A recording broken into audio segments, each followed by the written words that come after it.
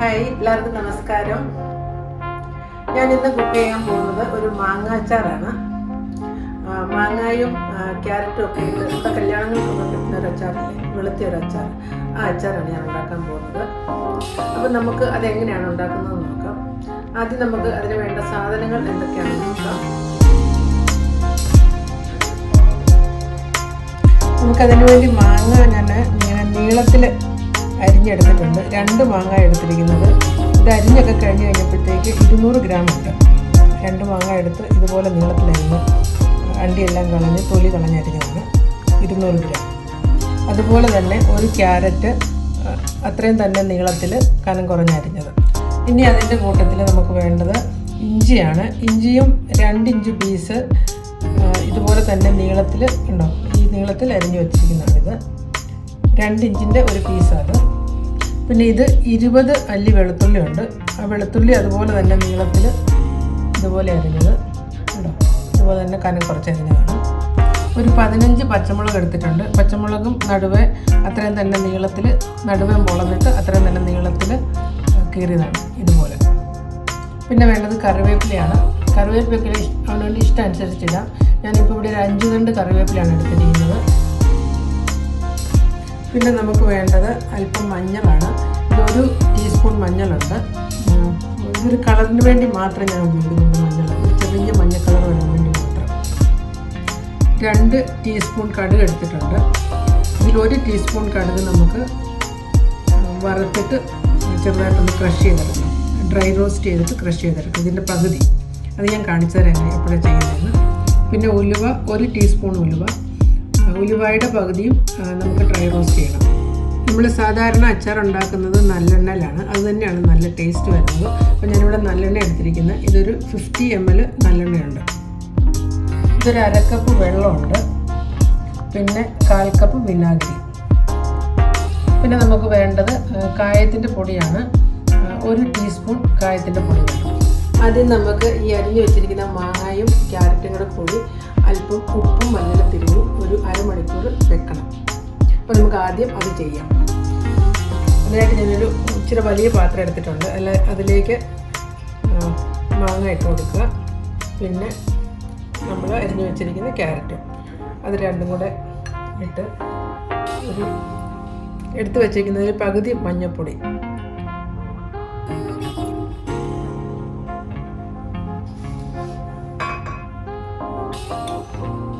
പിന്നെ ഒരു 1/2 ടീസ്പൂൺ ഉപ്പ്, ഇതെല്ലാം കൂടെ ഇട്ട് ഇതൊന്ന് ഇളക്കി വെക്കണം. ഒരു അരമണിക്കൂർ വെച്ചാൽ മതി. അരമണിക്കൂർ വെക്കുമ്പോഴത്തേക്ക് അതിലെ വെള്ളമൊക്കെ കുറച്ച് ഇങ്ങോട്ട് ഇറങ്ങും, നല്ല സോഫ്റ്റ് ആകും. നമുക്കിനി ഇത് ഇവിടെ മൂടി വയ്ക്കാം. അതവിടെ ഇരിക്കട്ടെ ഒരു അരമണിക്കൂർ.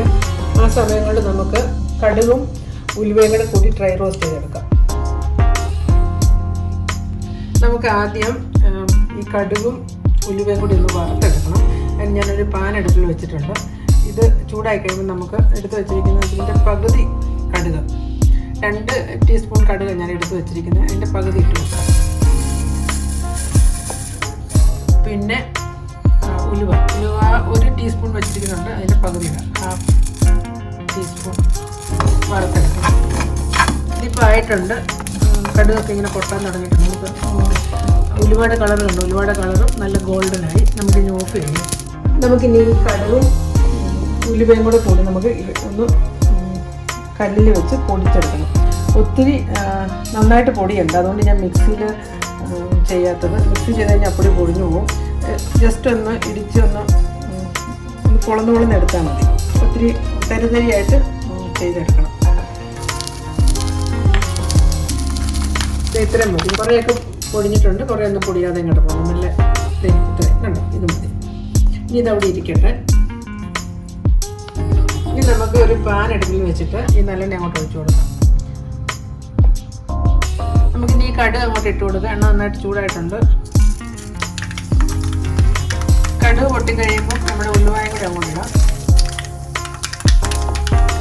ഉലുവ മൂത്ത് കഴിയുമ്പോൾ വെളുത്തുള്ളിയും ഇഞ്ചിയും കൂടെ ഇട്ട് ഇളക്കി കൊടുക്കണം. ഇതൊക്കെ നന്നായിട്ട് വഴലുവാണെങ്കിൽ അച്ചാർ കുറേ ഇരിക്കും. പക്ഷേ ഈ അച്ചാർ ഒത്തിരി നാൾ ഇരിക്കുന്ന അച്ചാറല്ല ഇത്. മറ്റുള്ള അച്ചാറുകളെ പോലെ ഒത്തിരി നാൾ ഇരിക്കില്ല, ഒരു 2 ആഴ്ചയൊക്കെ കൂട്ടാൻ പറ്റും. പക്ഷേ ഇതിന് ഭയങ്കര ടേസ്റ്റാണ്. അപ്പോൾ ഇതിന് മൂക്കിട്ട് പതുക്കെ ഇടയ്ക്ക് ഇളക്കി കൊടുക്കുക, അല്ലെങ്കിൽ കരിഞ്ഞു പോകും. കരിഞ്ഞു ഒക്കെ കഴിഞ്ഞാൽ അച്ചാറിൻ്റെ ടേസ്റ്റ് നമ്മൾ ഉദ്ദേശിക്കുന്ന ടേസ്റ്റ് ഒന്നും വരത്തില്ല. ഇഞ്ചിയും വെളുത്തുള്ളി ഒരു പകുതി മൂപ്പായിട്ടുണ്ട്. നമുക്കിപ്പം പച്ചമുളക് കൂടെ അങ്ങോട്ട് ഇട്ട് കൊടുക്കാം.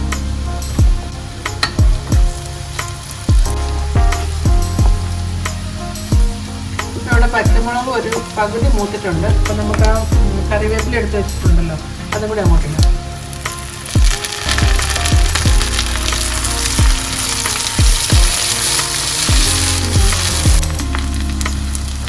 ഇത് നിർത്താതെ ഇളക്കി കൊടുക്കണം കേട്ടോ.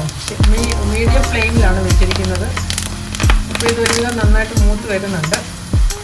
ഇത് മൂത്ത് വരുമ്പോഴത്തേക്ക് നമുക്ക് ഇതിലേക്ക് നല്ലൊരു സ്മെല്ലൊക്കെ ഇപ്പം വരുന്നുണ്ട്. ഇനി നമുക്കിതിലേക്ക് 1 ടീസ്പൂൺ കായ ഇട്ട് കൊടുക്കണം. പിന്നെ കുറച്ച് മഞ്ഞൾപ്പൊടി നമ്മൾ മാറ്റി വെച്ചിട്ടുണ്ടല്ലോ നേരത്തെ, അതും കൂടെ ഇതിലേക്ക് ഇട്ട് കൊടുക്കുക.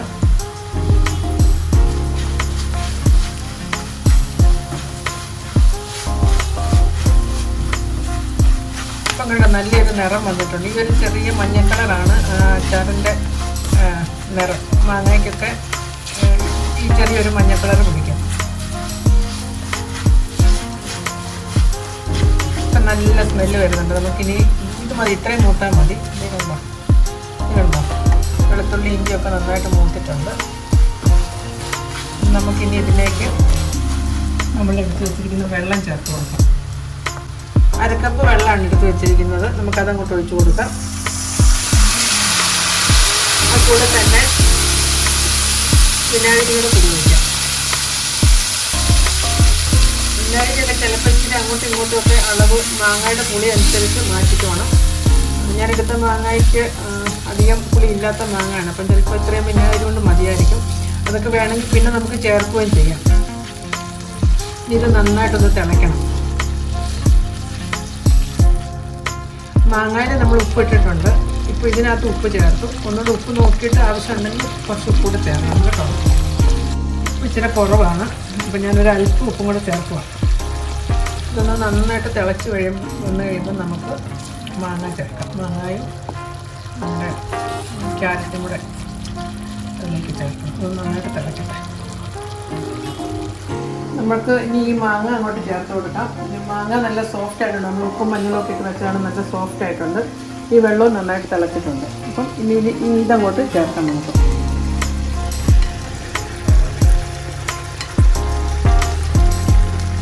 ഈ അച്ചാറിൽ മാങ്ങ അധികം വേഗമുണ്ട് കേട്ടോ. വെന്ത് കഴിഞ്ഞ് കഴിഞ്ഞാൽ ഒരു സുഖമില്ല. ഇതൊന്ന് നന്നായിട്ടൊന്ന് ബൈറ്റ് ചെയ്യാനായിട്ട് കിട്ടണം, എന്നാലേ ഉള്ളൂ ഇതിന് ടേസ്റ്റ് ഉള്ളൂ.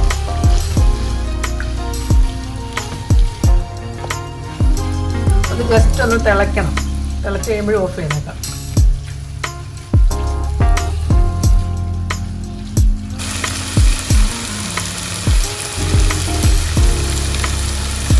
ഇപ്പോൾ ടേസ്റ്റ് നോക്കി ഉപ്പൊക്കെ വേണമെന്നുണ്ടെങ്കിൽ ചേർക്കണം. ഉപ്പും മുമ്പേ ചേർത്താൽ ഇപ്പോൾ അത്രയാണ് മതി. എരിവൊക്കെ കണക്കാണ്. എരിവ് കുറവാണെങ്കിൽ ഇനി മുളകൊന്നും ചേർക്കാൻ പറ്റത്തില്ല. കായോ ഉപ്പോ ഒക്കെ വേണമെങ്കിൽ ഇനി ചേർക്കാം.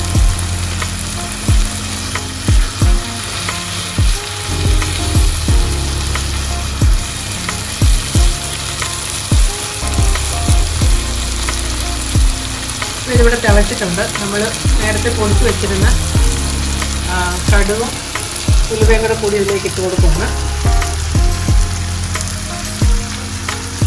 എന്നിട്ടിത് ഇളക്കി നമുക്ക് തീ ഓഫ് ചെയ്യണം.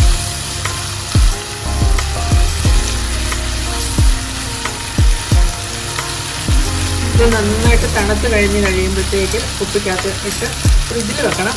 ആദ്യം ഒരാഴ്ചയ്ക്ക് ഫ്രിഡ്ജിൽ വെച്ചില്ലെങ്കിലും കുഴപ്പമില്ല. ഒരാഴ്ച കഴിഞ്ഞ് കഴിഞ്ഞാൽ പിന്നെ ഫ്രിഡ്ജിൽ വെച്ചാൽ ഉപയോഗിക്കാൻ കൊള്ളുള്ളൂ. അല്ലെങ്കിൽ പിന്നെ ഉപയോഗിക്കാൻ പറ്റില്ലായിരിക്കും, ഫംഗസൊക്കെ വരും. പിന്നെ സ്പൂണൊക്കെ എപ്പോഴും എടുക്കുമ്പോഴത്തേക്കും നല്ല ഡ്രൈ സ്പൂണൊക്കെ ഇട്ട് കുപ്പിയിൽ അച്ചാറെടുക്കാനായിട്ട് എപ്പോഴും, അതിപ്പോൾ ഏത് അച്ചാറാണെങ്കിലും അങ്ങനെയാണ്. എപ്പോഴും നല്ല ഡ്രൈ സ്പൂണൊക്കെ ഉപയോഗിക്കണം. നമുക്കിനി ഇത് ഓഫ് ചെയ്യാം. ഇതിപ്പം ശരിയായിട്ടുണ്ട്. ഇവിടെ ഇളക്കി നന്നായിട്ട് ഒന്നുകൂടി ഇളക്കി എല്ലാം ഒന്ന് മിക്സ് ചെയ്ത് അവിടെ ഇരിക്കട്ടെ. അവിടെ ഇരുന്ന് നന്നായിട്ടൊന്ന് തണുക്കട്ടെ. നമുക്കിനി ഇതൊരു പാത്രത്തിലേക്ക് എടുത്ത് മാറ്റാം. തണുത്ത് കഴിയുമ്പം നമുക്ക് കുപ്പി ഇട്ട് സൂക്ഷിച്ച് വയ്ക്കാം. അങ്ങനെ നമ്മുടെ അച്ചാർ ഇവിടെ റെഡി ആയിട്ടുണ്ട്. ഇത് മാങ്ങയൊക്കെ അരിഞ്ഞ് കിട്ടുവാണെങ്കിൽ ഉണ്ടാക്കാൻ വളരെ എളുപ്പമാണ്. നീളത്തിൽ ചെറുതായിട്ട് അരിഞ്ഞൊക്കെ എടുക്കണം. വളരെ ടേസ്റ്റിയാണ്. അപ്പം നിങ്ങളെല്ലാവരും ഇതുണ്ടാക്കി നോക്കുക. എന്നിട്ട് കമൻസൊക്കെ അറിയിക്കുക. എൻ്റെ ചാനൽ സബ്സ്ക്രൈബ് ചെയ്യാത്തവരുണ്ടെങ്കിൽ ചെയ്യുക. Thank you for watching my channel.